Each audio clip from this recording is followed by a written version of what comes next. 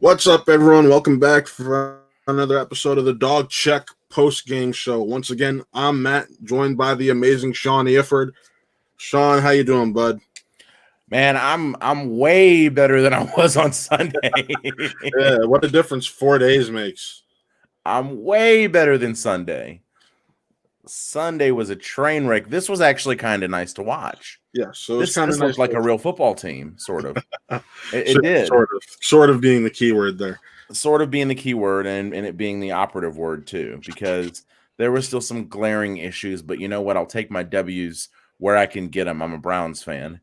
I mean, it's one of those things. You got to live with the good. You got to live with the bad.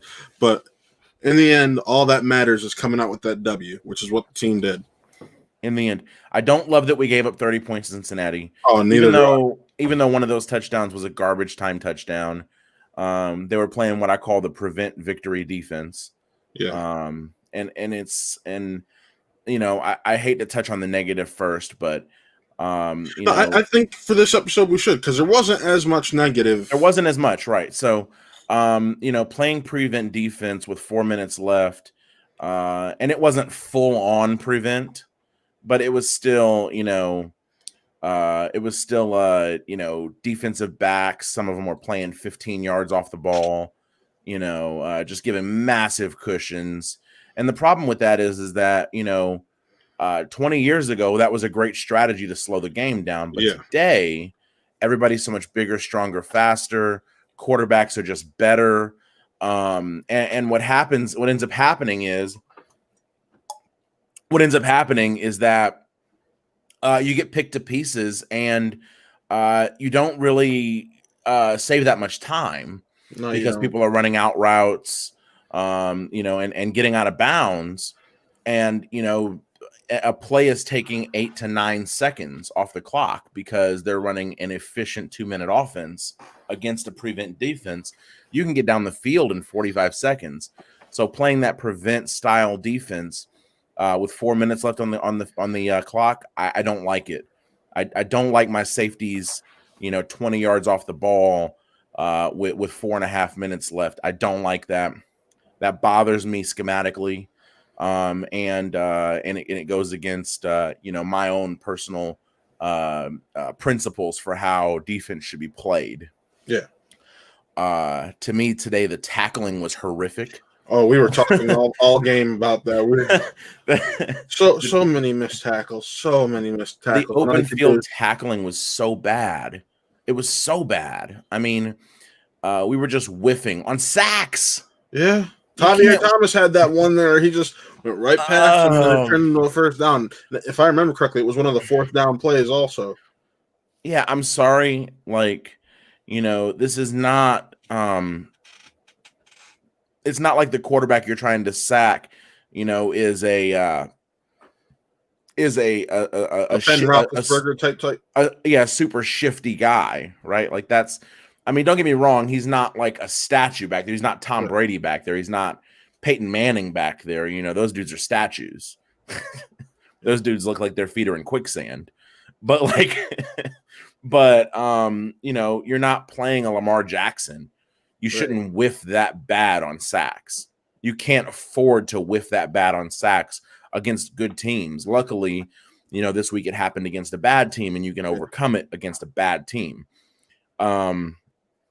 The interception that Baker threw late in the game was a pretty bad interception.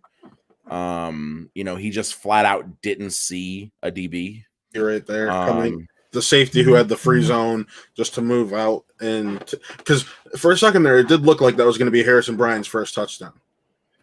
It did. And then you see that safety come in last minute, and you're like, oh, I know what's about to happen. Yep. And that's exactly what happened. And he took it back, 20, 30 yards? Yep. 20, 30 yards, like 20 or 30 yards, and then brought back the other way. Penalty. Yeah. But still, you can't have that happening in that key, because they were in a position in that moment to put the game away. Yeah, they were. You could have had the icing on the cake, be done with it. And granted, they still ended up being able to be in that position again, and we'll get into that a little bit later. But what's been shown to me so far is our linebackers are our biggest weakness, and teams are going to exploit that with their tight ends. You had blown coverage all over the place. Oh yeah. I'm sorry. I'll let you go. So their tight end CJ Uzama and Drew Sample combined for 11 receptions and 87 yards and a touchdown. That was just their tight ends. Right. And I mean, with tight ends being their biggest threat, that's not so horrible. But you still just, you don't like to see yourself getting picked apart that bad by the tight end. Yeah. And it was the catches that were happening were backbreaking. Exactly. 3rd and 2, tight end catches 5. Yeah, tight end catches an 8-yard pass. And, that's the kind of thing that you can't have. I do love that we limited AJ Green to 3 catches for 29 yards. Yes. And if you can lock down the top end guys, and AJ Green is still, he's one of those dudes that you game plan for. And we were able to pretty much leave him on an island. Yeah. Granted, we did have issues with Tyler Boyd. Tyler Boyd with 7 receptions, 72 yards. It's just one of those things. It's either lockdown Green or lockdown Boyd, and we chose Green today. So, yeah, unfortunately, our other top cornerback was out of the game again. Still recovering from his injury that he suffered in camp. Yes, shoulder injury. Right. So, we had to kind of pick our poison, and leave Ward pretty much on AJ Green.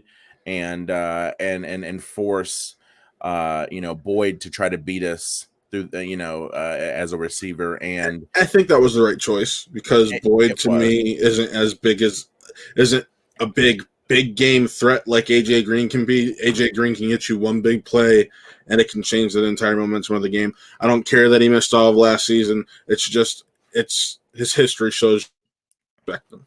Right. No, AJ Green is still a game wrecker. Or he still has the potential to be a game wrecker. And you don't want that dude to get going. You want to stifle him early as much as possible and just not let him get any momentum. Yeah. It was good. It was really good to see Odell Beckham Jr. getting some targets early. I still don't like that we didn't really see any screens. Yeah. Really. Bubble or slip. Neither variety. But the running game was so good that you didn't miss it. Yeah. But there was one thing that we originally, while we were talking during the game, it felt like more of an issue, and that was the run game. And then you look at the stats afterwards, like, oh, the run game wasn't as bad as we thought it was. No, the run defense. Right. Right. I mean, you gave up under 3 yards average per rush, and 68 yards total for the game. That's right. Great run defense, and that includes quarterback scrambles. And when you compare that to I think 218 yards we racked up in the running game. Was it 217, 218? What was it? I'm going to the stats right now to check. Last week we gave up 107 actually. Yeah, so it looked worse than it was last week as well. I mean, mostly last week it was the tight ends again victimizing us. And it seems like it's been a tight end issue. We don't cover tight ends well. Yeah. And that's a mix of, we have 2 of our starters at linebacker out. Yep. And about half of our starting DBs are out. Yeah, and granted, what are you gonna do? the rookie linebacker who made an impact last week before he went out, like, was it Jacob Phillips or Jordan? Yeah, it's one of them. It's one of them. That's because we picked a lineman and we got GK3. Sendeo is terrible. Sendeo did not have a good game. Our DBs, as we were talking about, our DBs are one of our weaknesses because of injuries.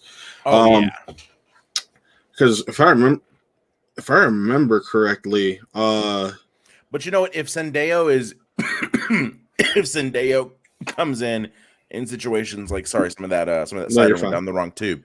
If Sendejo is your first guy off the bench, as a rotational player, that's great. That's a great piece to have as a rotational guy, or in the nickel or something like that. You don't want him to start on your defensive back end. That's not what you want.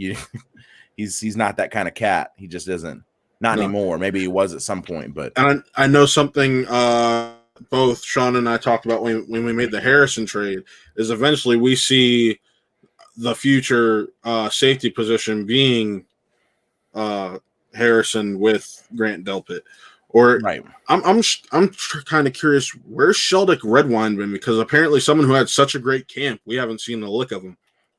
Yeah, has he seen the field at all? I think I saw him a few plays last week, but I haven't really seen him otherwise. I'm like, everyone kept talking about he had such a great camp, but we haven't seen him. Yeah, I worry that he may have been sort of a whiff, maybe. I mean, outside of Dorsey's first round picks, that would seem to be the the current way things are going.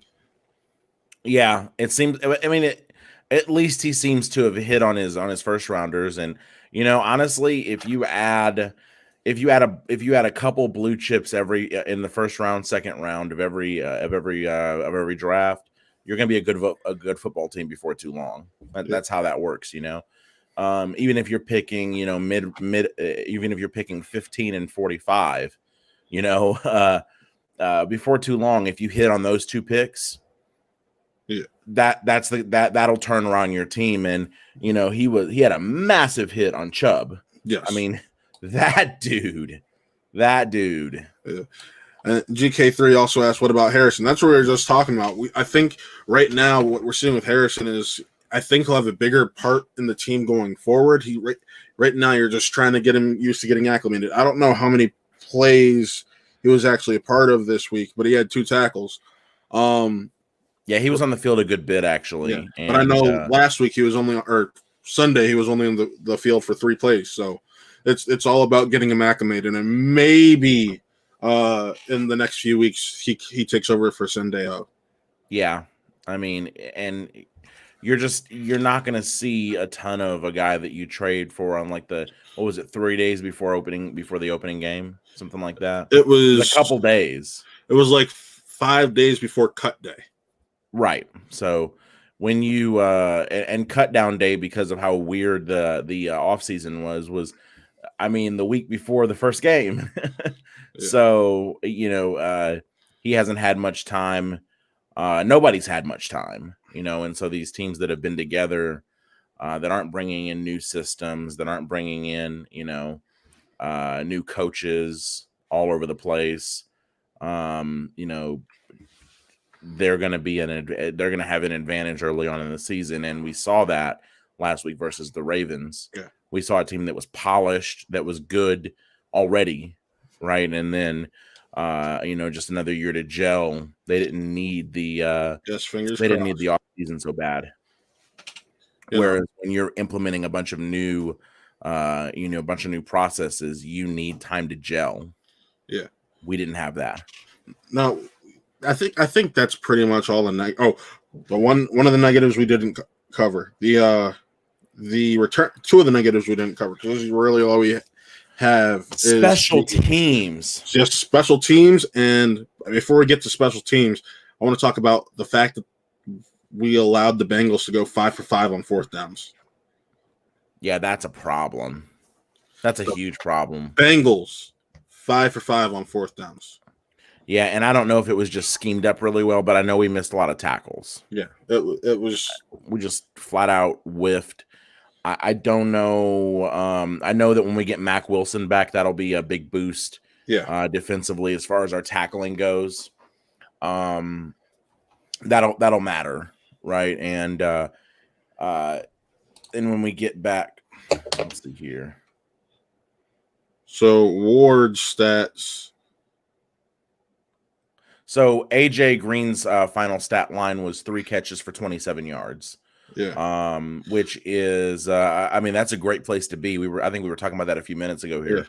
And when you can lock down, or maybe we were talking about a pre-show, but yeah, Ward had 3 pass defenses. So I know he had that one play, the second to last touchdown that Cincinnati scored, where he gave that up, but I think that was just poorly schemed on their part. Yeah. But just I want to go back that 5 for 5, man. How could you let the Bengals go 5 against on you on fourth against a good team? Even 3 for 3 is a game lost. Right. You can't let teams convert on fourth down at that rate. You cannot do that. You would not get away with that versus anybody in the AFC North other than the Bengals. Exactly. You give the Steelers 5 for 5 on fourth down, and you're probably looking at a 20-point blowout. Exactly. Honestly, same thing with the Ravens. If you give the Ravens that, you're probably getting beat by 30. Yep. That's just what happens. You cannot allow that sort of thing to happen. Yeah, it's just a complete defensive breakdown on fourth down, and that's got to get cleaned up and quick. But speaking about complete defensive breakdowns, complete defensive special teams breakdown, allowing over 40 yards on average on the return kicks. Yeah. 43.5 yards. There was only 2 times that we kicked away that it was actually returned. But 2 returns for 83 yards. That's that one that went out of bounds. Also, can't let that happen. No, and that was really the only blemish though for our new kicker, who is also our old kicker. Old kicker, yeah. Well, and I mentioned this last week when I said we did have him on the practice squad. He did well with us. That's what parlayed him into the job with the Bears, and then the long-term extension with the Bears, and then he sucked his second year with the Bears and was out of the league last year. So what can you do? It's one of those things you just got to live with it. But yeah, I felt like we had a pretty quick hook on our old kicker, but no complaints. He did his job today. There were times where I was afraid of those conversion kicks though, because they were going a little off, and I'm just like, yee. But to be fair, they are 25-yard kicks now. They're not kicking from the 2 anymore. Yeah. So I give a little leeway there. That's acceptable to me as long as you make the kick. I don't care how close it comes. Well, here's my thing. If that's only 25 yards, what happens when you get to a 40-yarder? Yeah. Or 40. But you almost never kick a 40-yarder dead on either. Almost never. Usually a field goal is off the left or the right hash. You almost never get a kick from the center from center spots like that. That just doesn't happen. So fair enough. Veering left or right when you're kicking dead on is a non-factor when you factor in the fact that you're going to be kicking off a hash and you're going to have to adjust for the trajectory kicking off the hashes like that. That's I don't care about that. Fair point. But yeah, overall, Parkey, nice first game back. Yep. As JK3 said, or GK3, very returnable kicks, and that was part of the issue with him. He needs to focus on getting that more. But granted, it seemed like the wind off the lake played an effect a little bit at least, because you had times where it looked like the Bengals gave us very returnable kicks, and we just did nothing with it. Another factor with that is that we took really poor angles for tackling angles in the return game, and that allowed a lot of creases. Now that being said, his kicks that were returned were not high enough, so the time to converge on the returner before the ball landed was not a thing. Yes. The runner had time to get ahead of steam before there was any defensive players for them to contend with, and that's a big part of what contributed to that really high return average. Yeah. And you can't have that happen. Yeah. All right. Well, I think we got pretty much all the negatives out of the way, but in 20 minutes. Last time we did 60 minutes on bad stuff, and then nothing about maybe 5 on good. Dude, I'll take it. Yeah. But the good I want to focus on were these 5 players on defense. Of course, Myles Garrett. Myles Garrett, where we complained we didn't see him last week at all. Basically, like, yep, he was either in the backfield or completely absent. Yeah, last week. This week, it seemed like he was trying to get back there every play. They just threw some double teams at him, and it is what it is. But you had a great performance out of him. Tavier Thomas, outside of that missed sack tackle. Yeah. Well, just the fact that he was in position to make that sack. Exactly. As somebody who, I don't think saw the field really at all last week or very little. Very little. Because of he started last week. He started last week. Did he? I never saw him. I never saw him. Jeez. Ha! I never saw him once. I don't think we saw many defenders last week. Right. Noticeable about him. Right. That's fair. Tavier Thomas. But Sheldon Richardson, he was getting in the backfield consistently. Even Adrian Claiborne before he went out with the hip injury. So let me make that 6. Denzel Ward, like we brought up earlier. Denzel Ward was a beast. Great game. He was a beast. Yeah. He was it got to the point where they weren't even targeting AJ Green as much. Exactly. And then because they were trying to keep it away from him. Yes. And that won't be as much of an option either when Greedy comes back, because I think Greedy is going to matter. I do. I genuinely think Greedy is going to matter. I do too. And then the last defensive player that we got to give some props to is Porter Gustin. You and I were talking about him the entire game. Porter Gustin was a disruptor. He made plays. The face mask call was because he looked like he was held on that play. He was held on that play, and he was just didn't reaching. Right. Yeah. His performance was honestly, I'm cool with him getting major minutes.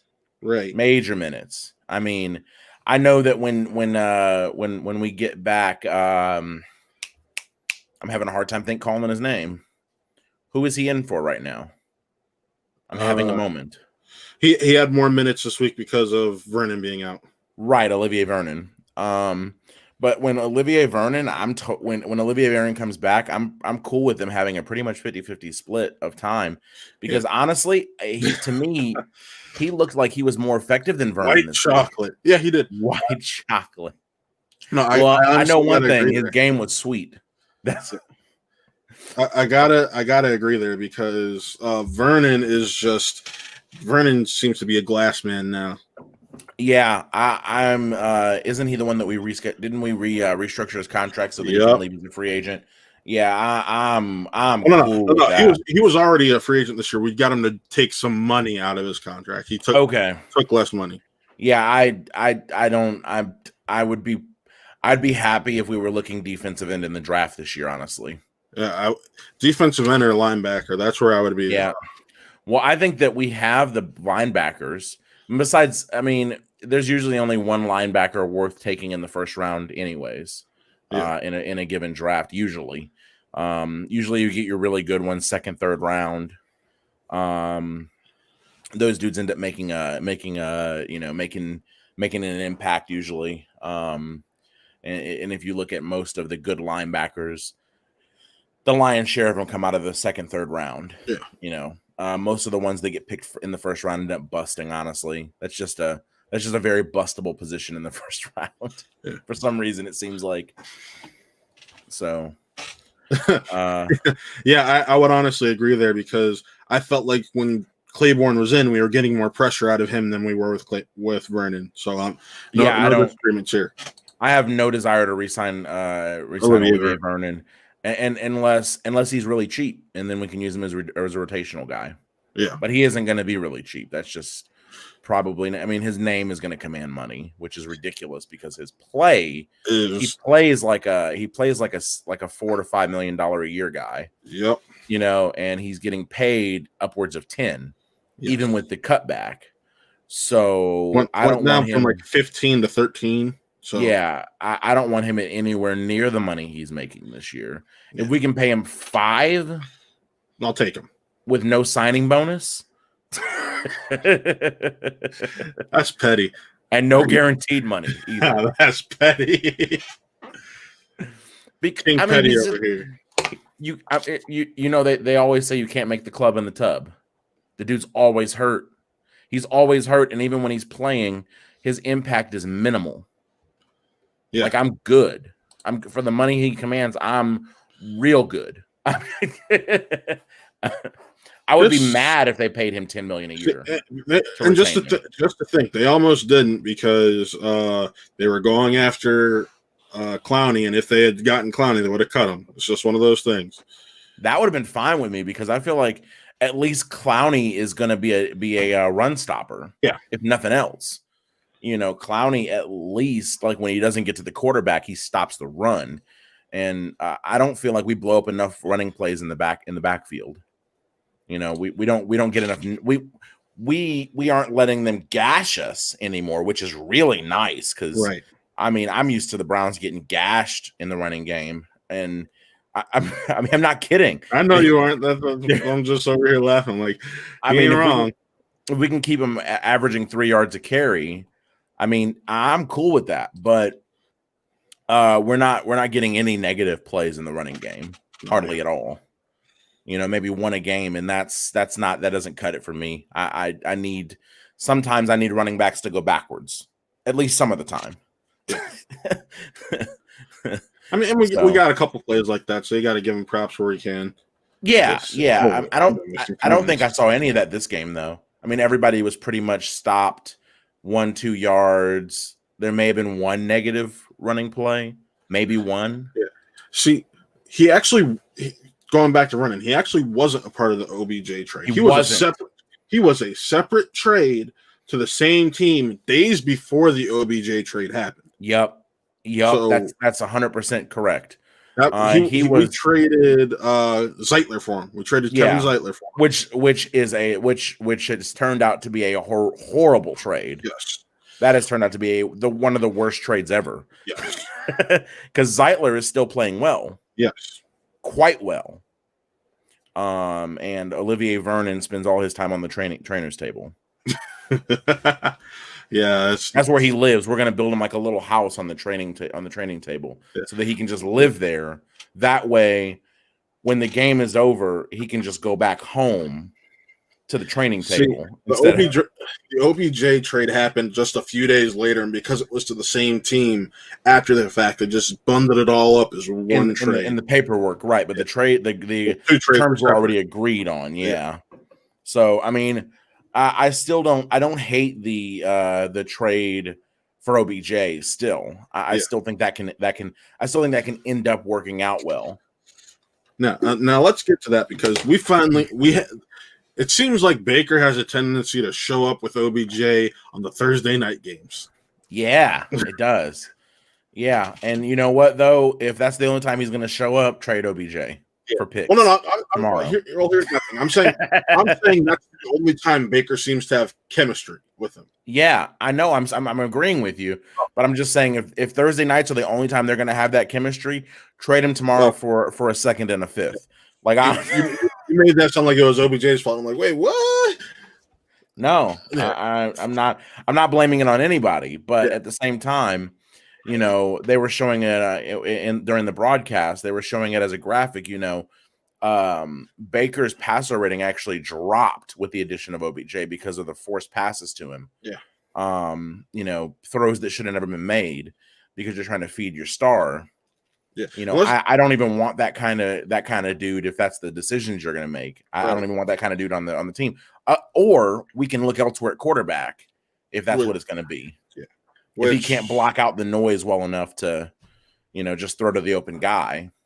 Which is where great to have that kind of weapon, but I'm sorry. Go ahead. I said that's where I wanted to get now. Baker played pretty well. Actually, his QBR was 110. So he was bringing it where he had to. That's the important thing.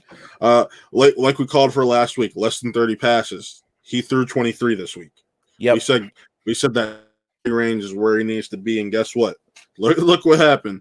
219 yards, 9.5 yards per attempt average, 2 touchdowns, a 1 interception, and a 110.6 QBR rating. I'll take it. Honestly, if Baker has a 110, I'm going to make a bold statement that isn't that bold. If Baker has a 110 QBR rating, which I know is that's I'm saying the rating twice there with the QBR.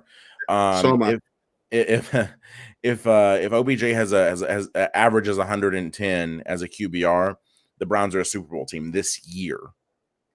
That is a bold statement. Semi-bold statement. It's semi-bold, but the reality is that it means that he's taking care of the ball. Yeah. He's getting a touchdown or two, and his completion percentage is high. And honestly, with the other weapons on this team, if you can take care of the ball and you can, throw and the running game we have. And that's something I was about to get into with Baker because he. Yeah. If the QB takes care of the ball with this running game, it's dangerous. You're going to the playoffs. And we saw that today. Outside that last pick, which you and I talked about before the show, or while the game was still going on, notice how right after he threw that pick, it was run. Yeah, that's a problem. That's something that scared both of us because you're sitting there, it's like, yeah, did he throw another pass after that? No, he didn't throw another pass. Like at all? I mean, in the whole game? No, not a single pass. So, that's scary. But granted, outside we had the 5 runs with Chubb and Kareem Hunt. Those are they were getting major yardage there, so you were going with what works. Yeah, and maybe the point differential factored into that too. Yeah, they were trying to burn clock. Exactly. And then by the time you got the ball back, there was 30 seconds left. So you take a knee instead of going for it. But still, the fact that you went run, I understand it was probably running the clock. But if that's something that happens again, I think that's when we really need to be worried. Yeah, if that starts to be a pattern, look out, Baker, because your job is in jeopardy at that point. Yeah. Don't get me wrong. I'm not saying you have to throw a 30-yard bomb the first play after a pick. I'm not saying that. But get him a 5-yard completion on a little curl route or something, just something to keep him in rhythm. To me, just completely going away from the run. From the pass after one pick, and especially with he has a 110 QBR. Like, roll him out there again, let him throw a couple more passes just to show him you believe in him still. That's to me is the most alarming thing. I think I'm going to do this for the rest of the season. Baker Mayfield stats right now: 3 TDs, 2 interceptions. Because I think if he can limit it to 16 for the season, fine. But if we see 2+ interception games like we had last year, that's when you're getting into the problem territory. It's one of those things, and right now you're averaging 1 a game. That's granted we're only on game 2, but it's still a worrying stat because that's how everything happened last year. Yeah, and I mean honestly, if Baker turned out to not be the guy, you're still a quarterback away from being a Super Bowl contending team, talent wise. So what do you do next year? Do you trade if you realize Baker's not the guy next year's draft? Do you trade Baker and the first to try to move up to get the QB you now want? You trade whatever you have to get Trevor Lawrence. Whatever you have to. Yeah. If that's 3 firsts, it's 3 firsts. If it's 3 firsts and a second, it's 3 firsts and a second. If they want Baker 3 firsts and a second, it's Baker 3 firsts and a second. Trevor Lawrence can't miss, and you have he's can't miss. He is Andrew Luck 2.0. He has the athleticism, he has the size, he has the accuracy, he has the arm talent, he has everything. And the dude clearly, like, he's a playmaker too. Like he's a gamer. He hangs back in the pocket and he'll take the hit to complete the pass. He doesn't shy away from contact. The dude is a baller. Okay, I'm telling you right now. My issue is he's a warm weather quarterback, and I don't like warm weather quarterbacks in the AFC North. Yeah, but I'm just saying. But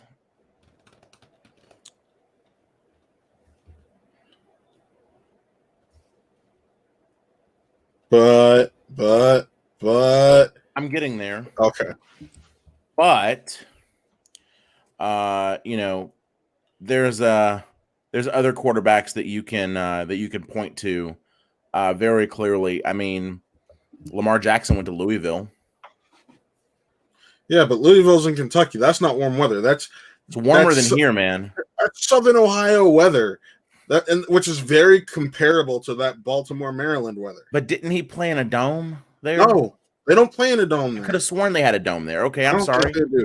I'll check when I'm wrong. I'll check.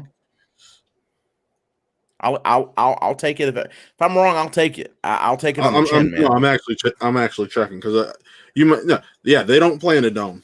Okay, they don't play in a dome. Yeah, okay. Cardinal Stadium is not in a dome. Well, I'm certain I can find examples of warm weather QBs that have succeeded in the AFC North. I'm just certain I can find it. I'm just saying that's part of the reason I'm actually so high I am on Justin Fields. Because Big Ben, where did Big Ben play? Miami. Where's he play now? Pittsburgh. Yeah. Yeah. Joe Burrow, I can give him a pass because technically is LSU warm? Yes, but he spent 3 of his 5 years in college at Ohio State. So at that point, what do you got to say? He's from Ohio. He's played football in the Ohio weather. Yeah. It's one of those things. Look at how bad some quarterbacks play in cold weather. Remember, one of the issues that the Browns had against drafting Jared Goff back in his draft was he's a cold weather QB. Yeah. No, you're not wrong about that, dude. I just say you take the most talented guy, you take the most well-rounded guy, and with a team that is as stacked talent-wise as the Browns are, you give up whatever you have to give up to get that dude. And I think that Trevor Lawrence ends up being by far the best pro coming out of this upcoming draft. I mean, people said that about Sam Darnold, and look where we are now. Well, Sam Darnold looked pretty good last year. He looked pretty good. He looked pretty good. He was trending up as the season went on. He got better and better and better. We're watching growth from Sam Darnold for sure. The other reason I like Justin Fields is he now adds a new element to your offense. So it's Trevor Lawrence. Trevor Lawrence isn't a scramble at will quarterback. He'll scramble if he has to. Well, quite frankly, and maybe this is just stylistically, I want a pass-first quarterback that has the ability to scramble. I would argue that Justin Fields is that type of quarterback. Okay. But it factors into to me they have very similar play styles, except I know if he has to Fields if he has to can get you that 60-yard touchdown run. He can, yeah. Well, he could also throw that 50-yard bomb. So Fields is an exemplary athlete in college, but he's not a Lamar Jackson. Oh, I'm not saying he's Lamar Jackson. I'm saying like he's not going to break one over these NFL safeties and over these NFL QBs. But he's also got the body for it. He does. He's a bigger body dude. He's got some disparaging. Don't get me wrong. I'm not disparaging him. I know you're not disparaging him at all. I'm just saying, like, what looks like breakaway speed in the NCAA turns out to not be breakaway speed in the NFL more often. I realize that. So that 60-yard run may turn into a 30-yard run or a 20-yard run. That's still something you didn't have before. Oh, no doubt. GK3 says, man, you like Fields.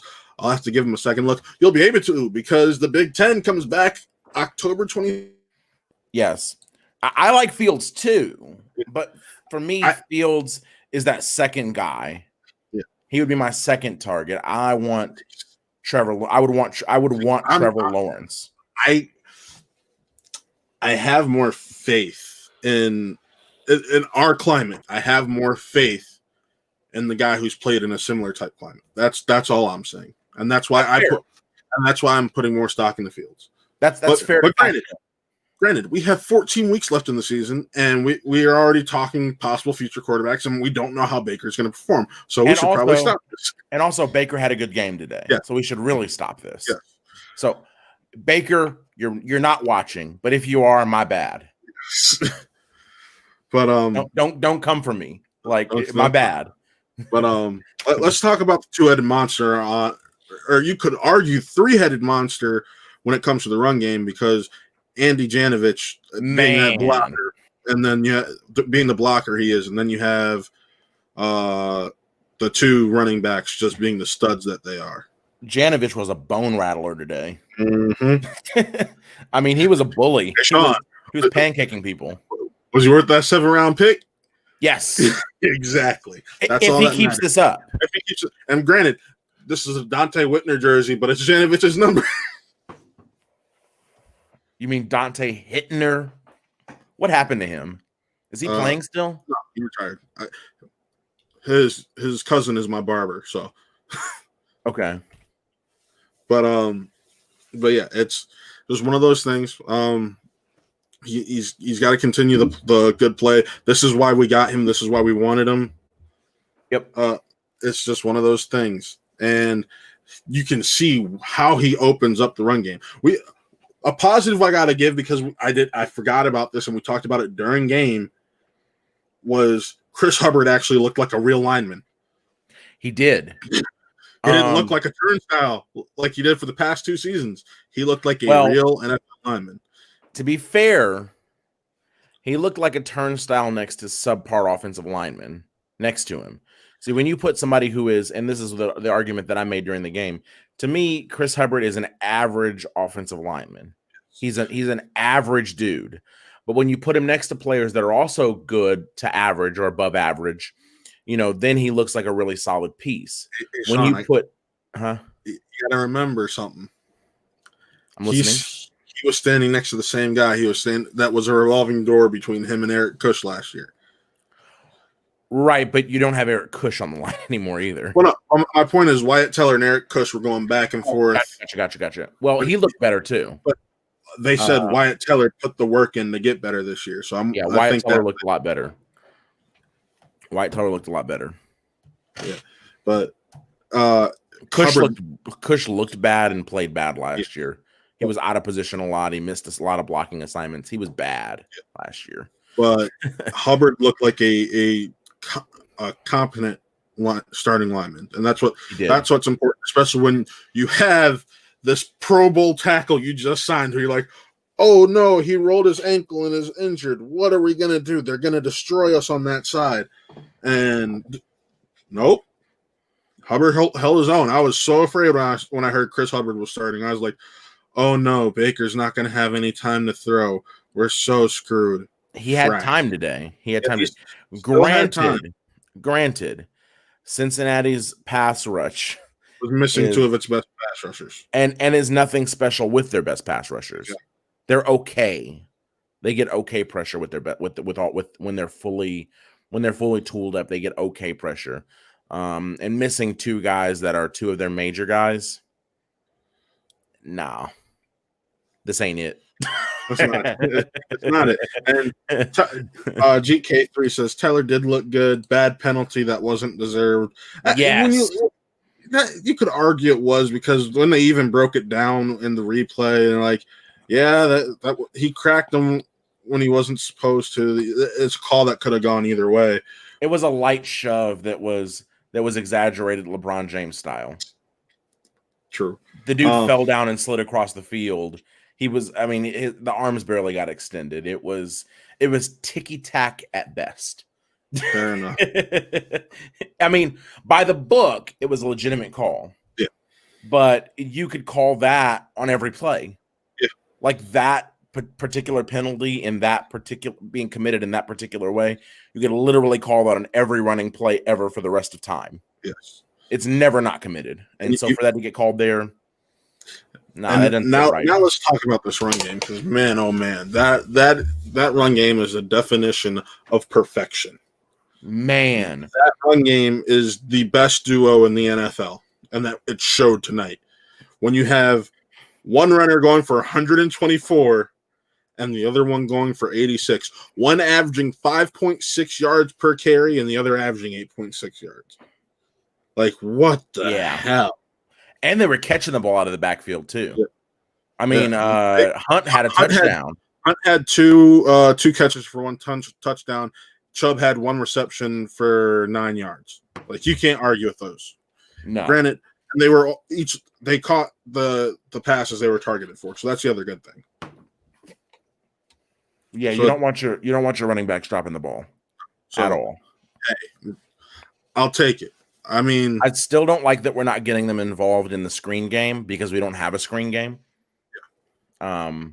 I would like to see some slip screens, particularly the Hunt, because if you look at what he really ate off of, in a Chiefs uniform, he ate off those screen passes, those slip screens where you're throwing the ball like 5 yards horizontally, and then he's going to get you 30. You know, he ate off that like crazy, and to not give him any touches in that manner, maybe that's just not installed yet. Maybe. I don't know. They didn't have a lot of time to work in the offseason like they usually would, but I still think it's a travesty that we're not seeing those play calls. But we did score 35 today, so I can't complain too much about the offensive play calling. GK3 says no screen game yet. We'll need that against the Steelers, and you're absolutely right. But one thing we harped on last week that I think we need to harp on again this week is the lack of tight ends being involved in the game. Man, you know, though, tight ends had 4 targets today. For 3 catches. And in this offense that is supposed to be very tight end heavy, you have arguably a top 5 tight end and a future star tight end that you had at your disposal. Yeah. So no argument there. And also, you know, they averaged 10 and 14 yards on those catches. So if you want to put their 2 averages together, actually Hooper averaged 11 and Bryant averaged 14. So you're looking at about a 13-yard average per reception for the tight ends combined. Exactly. So, you know, I want to see more of them being involved. Yeah. Granted, I think that the amount of running that we did this game was part of why that happened that way. Yeah. We only threw the ball 23 times, was it? Yep. So 16 receptions. Right. So, you know, 4 of those being allocated to tight ends is probably a little low, but it's not like egregious yet. Yeah. I'm not mad at it. You have to still get Jarvis and OBJ involved. So you know, I'm not mad at it. OBJ 4 catches for 74 yards, 6 targets. So it's not like it was forced from this time. It was 4 or 6. Good job. Jarvis 3 of 3. Jarvis has those glue hands. Got to respect it. Yeah. Daryl Hodge 2 of 2 for 39 yards. Hodge is doing decent. I want to see more Higgins personally, but that's just me. Yeah. I mean, you can't complain about a 20-yard average. Average. No, you can't. I mean, to be honest, you know, again, it's like I said last week. There's a reason Higgins isn't seeing the field much. I will take back what I said about Hodge. Part of the reason I'm so iffy about it is because when I see OBJ and Jarvis to me, like I don't need 3, 5, 10, 5, 11 receivers. But apparently Hodge is 6'2", so I'll eat my words there. Also, you know, if they're making the catches and getting the yards, I don't care if they're 4'3". You know, I don't care if they're actual midgets running around there. Are they getting the yards? Are they getting the touchdowns? Are they catching the ball when it's thrown to them? Yes. Okay, then their height doesn't matter. There's a few. Don't get me wrong. I know a big body helps, especially in the red zone. But you know, the reality is that, you know, 6'4" guys don't run 4.340s. Hardly ever. That so, you know, speed kills. And I think the Browns wide receiving core is showing that speed kills. Yeah, without a doubt. So, you know, I'll take a wide receiver core full of 4.10 guys that can run 4.340s over a wide receiver core full of 6'4" guys that run 4.540s any day. Yeah. Give me the little, you know, small guys with, you know, those quick twitch, you know, movements that you can't keep up with, and with really sharp cuts that run better routes. It's hard to find a 6'4" guy that runs really good routes. It's not really common. You're usually just running them, running them out, running them on fly routes and throwing them jump balls, and they win because they're bigger and stronger. Those underneath routes, they're a bigger target, but that's what your tight ends are for, anyways. And we're playing with 3 large tight ends that can do that job for you. So I don't really care that we don't have any of the big body wide receivers getting a lot of targets. It doesn't bother me as much. But I am a Higgins fan. Don't get me wrong. It's just Higgins isn't going to average 20 yards per reception most likely. That's just. I mean, he's a big play guy. Don't get me wrong, but if I remember correctly, his career average is around hovering like right around 10 or 12. So for per reception. Right, and I mean Hodge isn't going to average 20 yards per reception every game anyway. That's not realistic. If he does, he'll go to the Hall of Fame, right?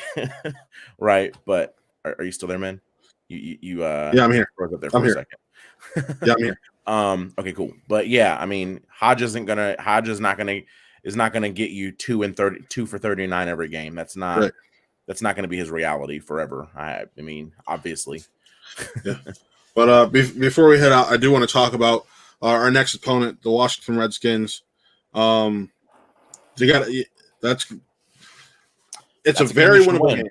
It's like playing Cincinnati again. They had a nice little upset over the Eagles. Ron Rivera is going to have his guys ready. That's just the kind of coach he is. We'll have a better idea of what to expect after their game this week, where they play the Cardinals. They play the Cardinals this week, so we'll have a better idea of what to expect then. I'm very interested in seeing that.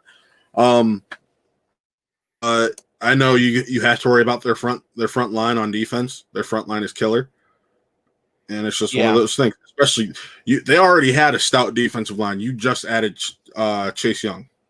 Oh, sorry. Yeah. Yes, the Washington football team. Thank you, GK3. But football team. That's so ridiculous. Pick a new mascot, guys. It should be the Red Tails. I'm one of the proponents for that name. I'm a proponent for anything that's not the Washington football team. Or the Redskins. That's preposterous. Like, what are you doing? I mean, honestly, the Redskins are a game you have to win. The Washington football team. The Washington football team is a game you have to win, and the reason you have to win it, you need that momentum going into week 4. You need the momentum. 1, 2, you have a long week to prepare and heal, and 3, other than their defensive line, they're not that good. You got Dwayne Haskins with his connection to Terry McLaurin, and that's really about it. Yeah, they're just not that good. So you can't lose to. I'm going to say it just like I said last week. You can't lose to the Washington football team. Yeah. They have one strength, and you can't lose to them coming off coming off of an extra long week of preparation. I mean, this is almost like coming off of a bye week. You get an extra, like I said, you get an extra few days to prepare. It's only Thursday. You get Friday, Saturday, Sunday, Monday, Tuesday, Wednesday, Thursday, Friday, Saturday. I mean, you have so much time to heal up. We should get some players back. I'd actually be surprised. Should have Grady back by then. Yep. Possibly Mac back. Yep. I'd be surprised if we didn't have at least one of those dudes back. It's probably Greedy. We're probably, from what I've been reading, we're probably another week away from Mac beyond next week. But Chase Young was practicing just yesterday. I was watching video. I don't think he's hurt. And even if he is, he has 10 days to get healthy, which is an eternity in the NFL. If it's a minor injury, he'll be back. They'll dope him up and he'll play. Yep. You know, that's how that goes. They'll shove a bunch of painkillers down his throat and he'll play. But I'm with you. My whole thing is you need to beat them because the momentum you need going into week 4. Week 4, you have the Dallas Cowboys. You need to. You got one challenge game and 2 nice tune-up games. I don't think Dallas is going to be that amazing this year. I think that they're going to have a good running game, and I think that's a very winnable game, even without extra momentum. I think it's winnable, but this is just based off of how our defense is playing, because Dallas has 3 receivers now because CeeDee Lamb was great in his first game. You have Michael Gallup, CeeDee Lamb, Amari Cooper, who can all gas you. Yeah. So, and then on top of it, we should have Greedy back by then, though. Yeah, we should. We'll expect to have Greedy by then. We'll expect still to have Mac by then, hopefully. Yeah, we'll expect to have Mac by then. But you feel better going into that game, coming off of 2 straight wins. True, and I mean, don't get me wrong. I want this next game. I argue that we have to win it, or it's one of those games where if you can't beat the Washington football team, you can forget about playoff football. Right. Because they're not a playoff caliber team. You can't lose to non-playoff caliber teams. Almost half the teams in the NFL make the playoffs. If you're losing to teams that aren't going to make the playoffs, which the Cincinnati Bengals are not making the playoffs this year. You didn't almost lose to them, but you put yourself in a position where you could have. Yeah, that game never felt that close, though. Like the scoreboard always looked closer than the actual game was. And that's why I said that's why I said you didn't. You put yourself in a position where you could have lost to them, but you weren't really ever losing to them. Yeah. No, it never looked like we were actually going to lose. But I do agree with what you're saying. Like, you can't put yourself in that position versus a team like Cincinnati. You definitely can't lose to a Cincinnati. Just like you can't lose to a Washington football team. And here's the thing. Right now, the Washington football team doesn't have a real running game. Nope. And Dwayne Haskins has looked iffy as a pro. So you really need to hopefully you have Greedy back. I think Denzel's going to shut down McLaurin. And it's going to be interesting because it's basically the battle of Buckeyes, because Denzel probably knows how to play against Haskins. Yep. So you have that as a factor. He probably knows how to cover Terry McLaurin also. Yep. Yeah, no, I'm of the opinion of, versus somebody who's looked as suspect as Dwayne Haskins, you dial up a lot of blitzes and you keep him off balance early. You don't just rush 4 against a dude like that, because Dwayne Haskins can scramble. He can beat you with his legs if he has to. So you need to contain. You need to spy. You don't have to play him like he's a Lamar Jackson. Don't get me wrong. But I would play him sort of like you'd play a Big Ben, in that you spy him in case he breaks away, because he'll get you 5-10 yards and he'll break your back on 3rd and 2 with a 5-yard scramble, because he's big and strong and can push through guys for a couple yards. So you have to spy him, and you have to dial up some blitzes to keep him off balance early, and you have to disguise them. I mean, he's a very young player still. You can fool him with some blitzes that don't look like blitzes. Yeah. You got to fool him with some of your coverages. He was one of those players who I still think he can be a successful quarterback in this league. I just think he was one of those players who needed a full year to sit or 2 years to sit. And I'll tell you, I thought before that Haskins was going to bust, and I still think Haskins is going to bust. I mean, it's very possible. I think with my thing is he has arm strength that he has Cardell arm strength, but better accuracy. He does, but his ability to read a defense is extremely suspect. Yes. So is Baker's. Well, yeah, but honestly, if you dangle $1 million bet in front of me and you tell me, okay, which one of these quarterbacks is going to read the defense correctly, and you got to have either him or Baker, give me Baker. Even if Baker reads it wrong, he still might beat it. Yeah. Because he had a couple of those today where he read the defense wrong and he still got it in there somehow. Like that's what a special arm does for you. That was the dangerous Baker we got today. Yeah. Well, that's he has a special arm. He does. He has a special arm with regards to throwing a fastball, fitting it into tight spaces. Yeah. And it seemed he had that accuracy. And we got a question. who's the greater threat for T-Law if Baker busts this year? It's between us and Washington. I honestly think the biggest threat, depending on how things go in Jacksonville, is Jacksonville. Jacksonville is the biggest threat. Between us and Washington, it's probably Washington. But it's gonna end up being Jacksonville, because Jacksonville may not win a game. I mean, they stripped down their whole defense. They already won a game. Did they win? Did I miss that? Yeah, they won last week. Ooh, I missed that. Oh my gosh. Yeah, the Jaguars won last week. They're going to be a bad football team this year. Yeah, like a really bad football team this year. So, they tore it down to the studs. I don't know how the hell they won a game. I'll have to go back and look at that. But yeah, it was the Colts, and Phillip Rivers still looked like he old man time was not on his side. Well, Phillip Rivers is old, and it's not surprising that he would look old.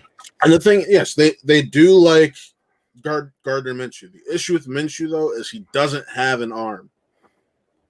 Yeah, he's one of those dudes that he somehow wins. Perfect for a West Coast short passed offense, but he doesn't have a real arm. Yeah. He had 3 touchdowns. He went 19 to 20, but he only had 173 yards. Yeah. That's not normally not going to win you games. Their run game only had 91 yards. They had less than 300 yards of offense and still somehow won the game. Yeah. No, Minshew's not a long-term solution at quarterback. He's not a big enough threat in any way. Like he's just one of those scrappy dudes that somehow wins you some games. And honestly, he's more of a hindrance, because if he wins you 7 games, you can't get somebody to replace him. Mm-hmm. He's one of those dudes that you'll bench. Honestly, you'll bench him just so that he doesn't win you a couple of games and throw you out of the running for the guy you really want. I mean, I know it sucks to say, oh, well, you're rooting to lose. I don't think that'll happen, because Doug Marrone's coaching for his job currently, so it makes sense for them to keep playing him as long as he's winning, or as a coach at least, especially if you're coaching for your job. Right. Then you're overperforming, and yeah, you can't fire somebody who's overperforming. You can't do that. You can't do that. It's just one of those things. But guys, for those of you who tuned in, thank you for watching tonight. Like I said, be sure to tune in after every game. I may not be here after every game. Sean most definitely will. He may have special guests, but we're always going to be here. Oh, yeah, no. Matt's missing. I'll have someone else here. I'd take him over Mitch Trubisky. I don't know about that, because... Dude, I would take my dick over Mitch Trubisky.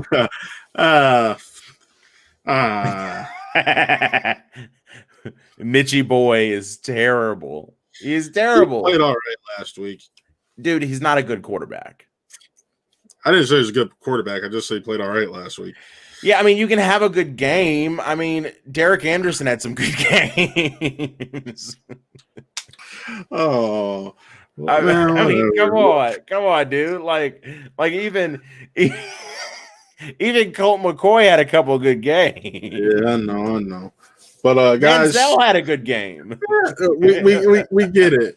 All right, guys. Thank you for tuning in. We'll see you next time on the Dawg Check post-game podcast. And signing off, I'm Matt. I'm Sean. And this was another Who Are They Real Entertainment production.